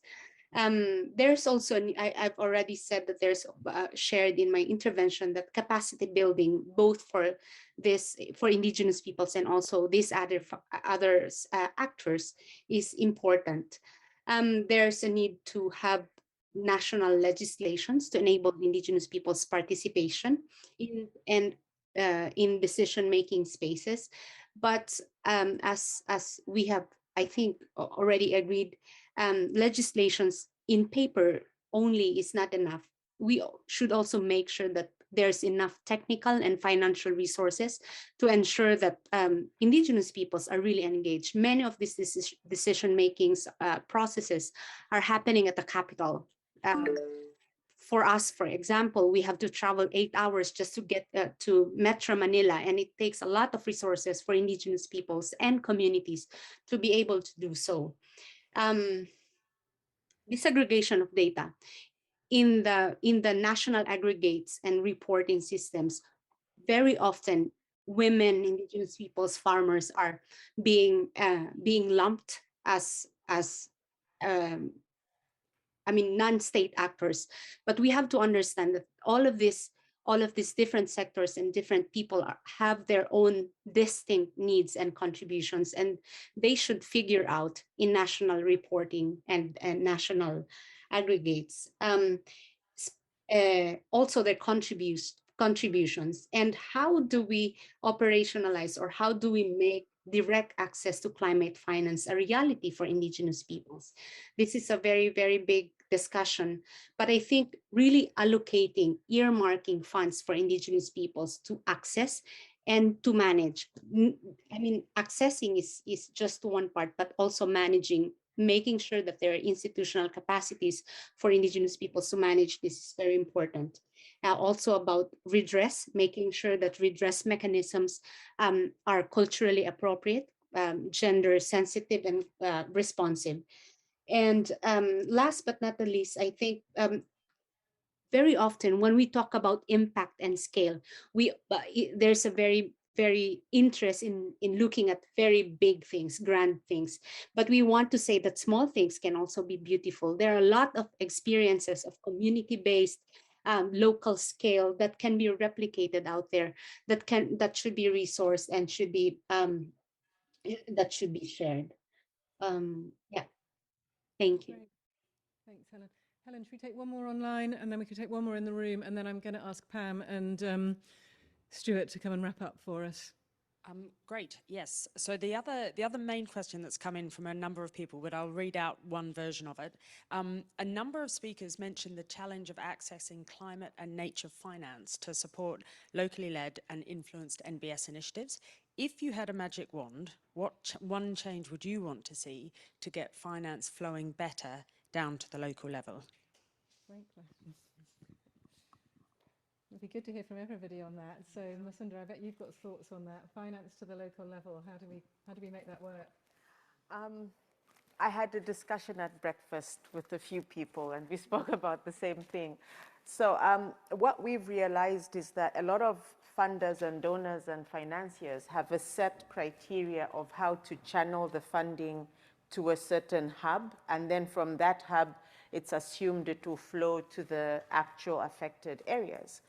But then we found that some of those criteria are in the cloud. The people who need the money, the women that break the nut on the axe head, they don't know that there's that money. And when you ask them, what kind of money do you need? All they say is, look at my fingers, I would like mechanization. You know, if there could be a machine to just crack the nut, then we could process it naturally as a secondary processing aspect, then that would be okay. But it seems there's a gray area where there's funding up here and it comes to the country and it goes back because it's not been spent. We need to rethink how the money should reach that old woman in the village, that old man in the village who just wants a penny or two to then make their lives easier. We are not lazy people. We just no longer have the appropriate technology to value add on the products that we have in the villages. So we need to rethink the channel of how the money comes in, why it is coming in.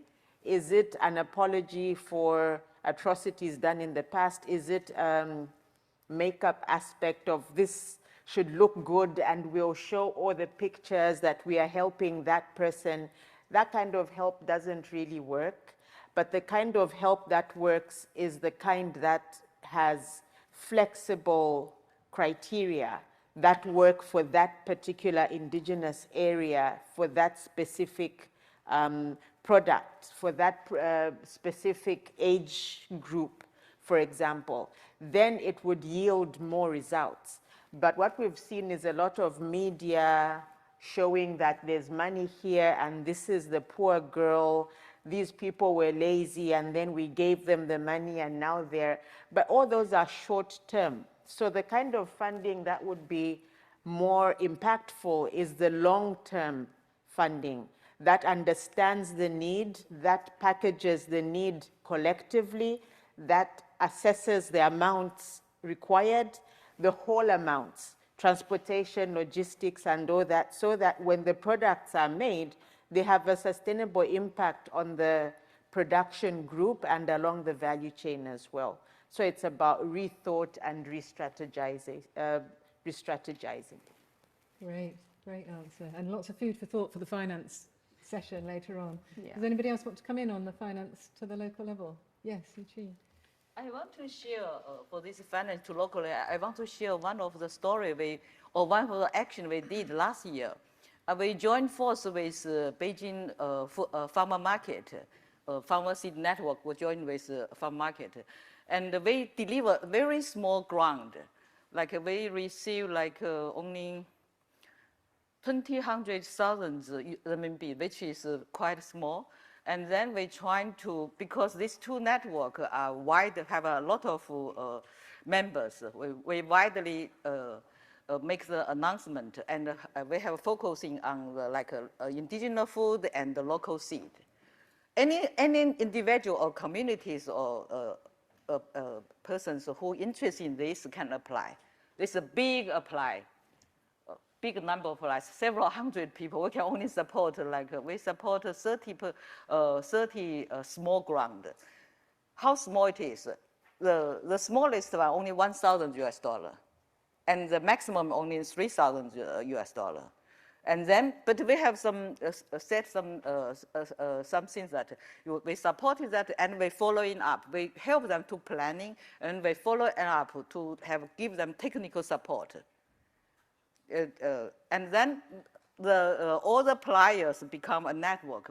At least we understand how much interest in that, and the mapping out that all those 200 to 300 appliers, they are interested in those, they are mainly interested in that. This is and after that, we trying to link them together to have an exchange.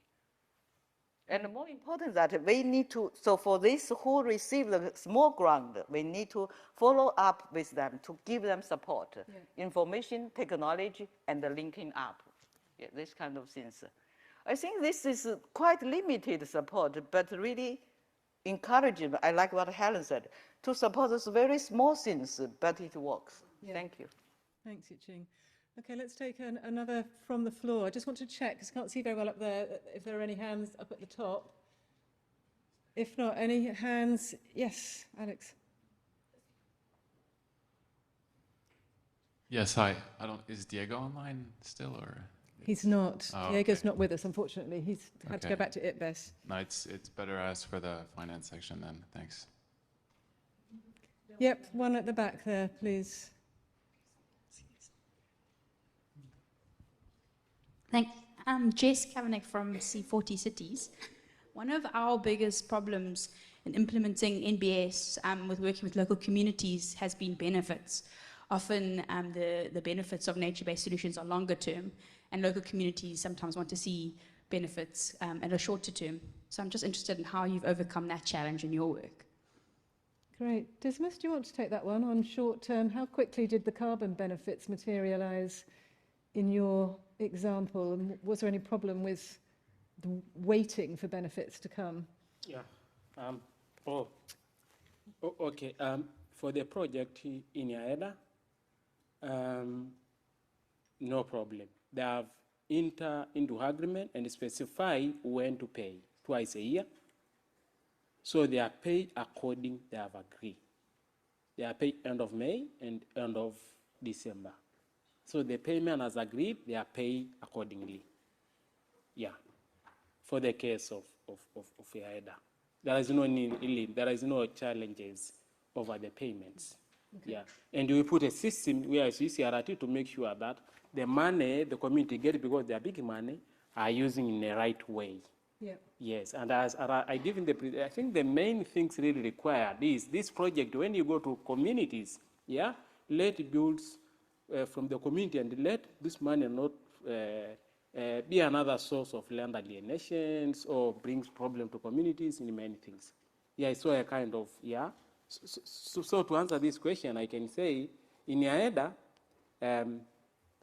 no that challenges, yeah.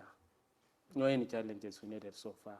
They pay you on time, as they agree, yes. People are there, yeah, and it's simple, and you know, and for them, people are protecting their lands. This payment, this mechanism had sustainability of the work. People are very kind. We don't have as UCRT to go and say, okay, you set this area for forestry or for grazing, but again, now you're going into farming.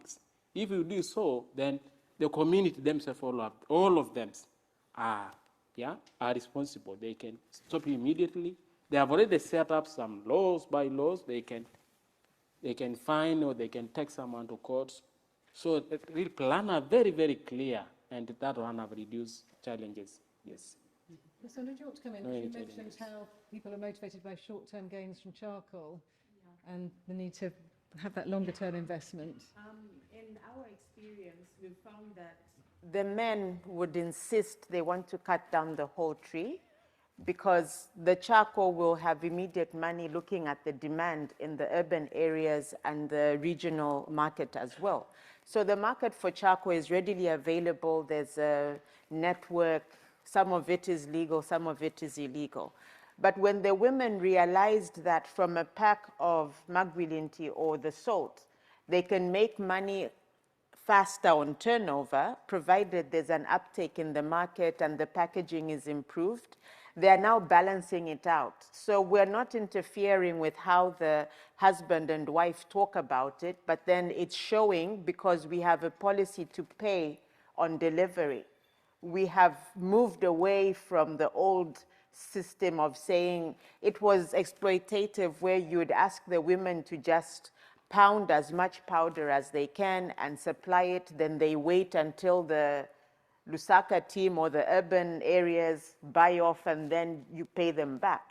So we've found that it's helping to change the mindset between the men and the women to pay upfront, and the woman says, look, if you keep that tree standing up to next year, we'll keep harvesting, and this is the money that will be coming in. But you've been selling charcoal for all these years, and now we don't have any more trees. What more will you do? So some of it is natural, some of it is deliberate mechanisms to make sure that there's money to pay and buy off.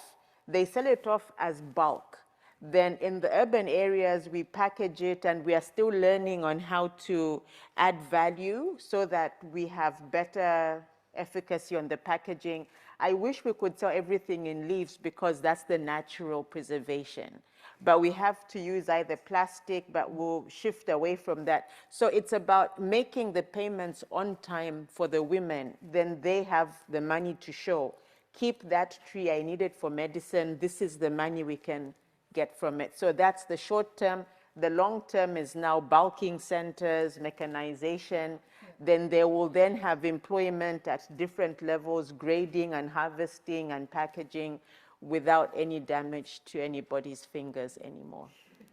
Thank you. Yeah. I think we'll have to bring the questions to an end, otherwise people won't get their caterpillar lunches. But I'd like to first ask Pam to come and reflect for a few minutes, and then Stewart to just give us some insights from the IUCN Global Standard, particularly in terms of how that relates to IPLCs and some of the issues we've talked about.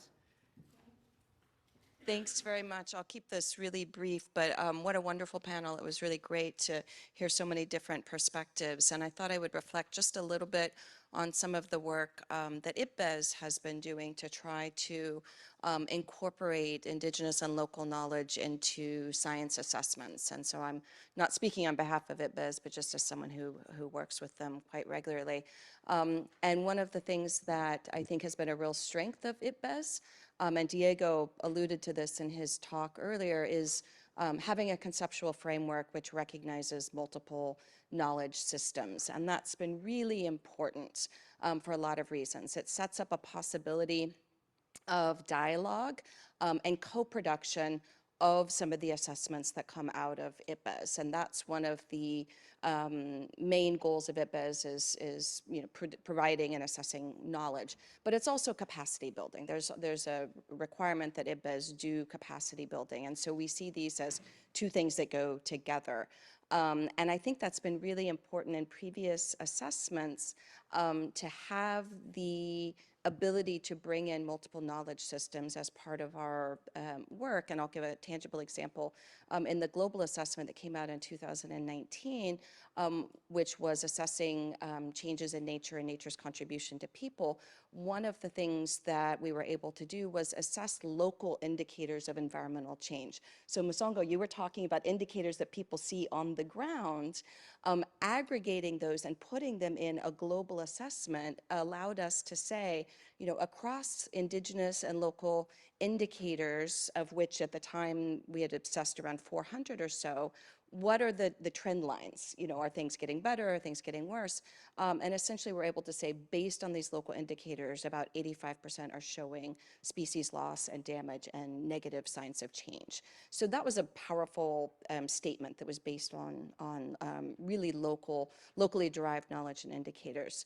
And then the second thing that I think has been really important for NbS is being able to have the assessments used as a tool by Indigenous communities when they go and advocate for policies.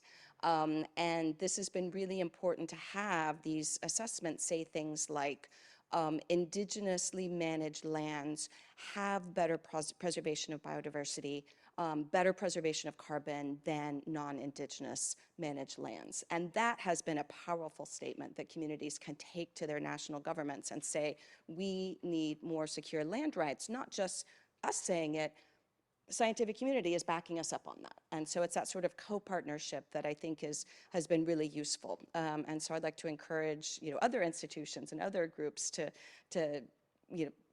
think about that and how those sorts of co-design and co-partnerships can help support these efforts as well. So NbS has a lot more to do, but I think that those first steps have been really important and hopefully useful in being a good partner to Indigenous and local communities.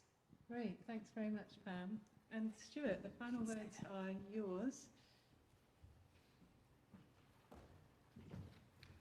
Thanks very much, Dilys, and just to echo Pam's fantastic panel, really, really inspiring. Thank you very much. It's always a danger to ask an Irishman to come up and talk at the end. I'll just go on and on. So I'm going to really try and discipline myself and just and say I really would encourage you to have a look at the global standard. It's 8 criteria, 28 indicators. But several of the issues that actually have come up here are actually in there, and it's actually been very, very widely consulted as well. Just a couple of points I want to illustrate. There is the 8 criteria. One is about, the criterion 5 is about inclusive governance, but that's not the only, because there's a rights-based thread runs through all those 8 criteria. Underneath the criteria, there's a series of indicators, and I just want to give a couple of examples. Criteria 1, which Manuel quoted yesterday, you need to know what you're doing, what nature-based, what problem you're solving. But the first indicator on that actually says the most pressing societal challenges for rights holders and beneficiaries are prioritized. So really starting to look at that. The second one talks about scale, and one of the first indicators under that is that design of NbS recognizes and responds to the interactions between economy, society, and ecosystems, that those are noted. So it's not just what's the economic opportunity. There are there's recognition in there under criterion 3 of the importance and reference to traditional knowledge. Under economic viability, which is the 4th criteria, but it actually talks a lot about really documenting the direct and indirect benefits and costs, really understanding who pays and who gains, ensuring that there are and this is documented and explained, and also that the sources of income are not just market-based. Doesn't exclude market-based, but it goes through a whole range of sources of income as well. The fifth criteria. As I say, it's all about transparent, empowering governance processes. And just one point that Helen made here, the first one is actually having a proper grievance mechanism in place. But it also brings this point that it says effective grievance, I will read this bit out. Effective grievance resolution mechanisms are characterized by their acceptance and legitimacy among affected stakeholders. That there's transparency, accessibility, adherence to rights-based approaches. So a lot of that's in there. Then we deal with trade-offs, there's also a requirement. There is a requirement for free, prior, and informed consent under the governance. Trade-offs, being explicit about the trade-offs.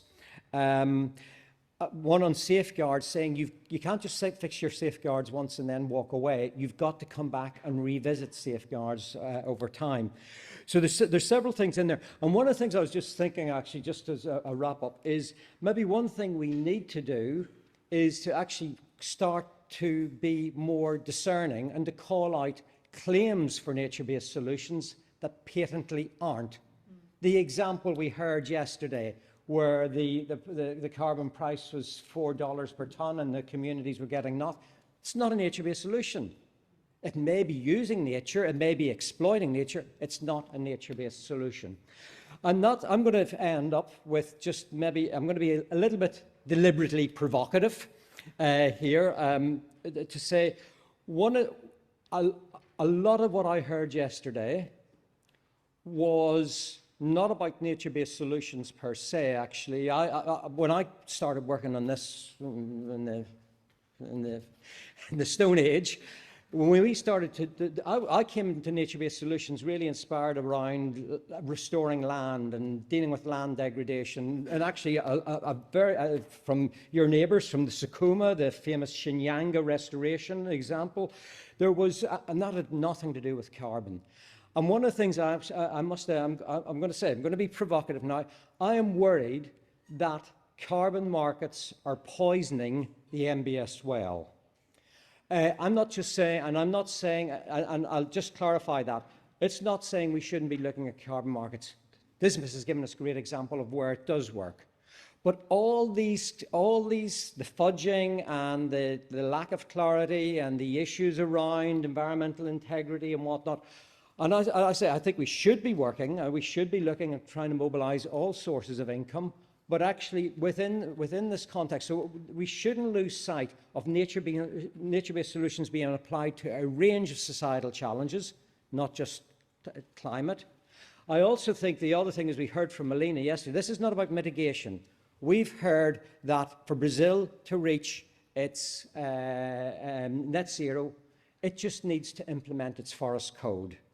So it's not, but I say when we do get to this issue of carbon offsets, I think, as I said, I'm absolutely encouraging us not to walk away, but I think we need to be discerning on this. Maybe one of the things we need to be able to say is you need to start to prove. Let's prove this as nature-based solutions. There seems to be quite a lot of consensus, so let's go. So anyway, I'll finish off with that little provocative note. Okay, thank you. Lovely. Thanks, Stewart. Okay. It's definitely time for lunch. I just wanted to finish by saying thanks for the opportunity to have this session here, which has been brilliant, and a big round of applause for our panellists, because I think we recognise that there are big problems.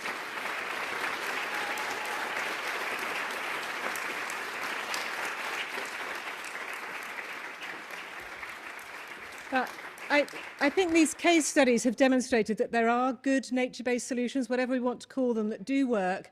And they've all got one common characteristic. They've got local people at the heart of them, driving them, designing them, running them, and benefiting from them. So let's take that away as a lesson to be learned, to be included in other nature-based solutions.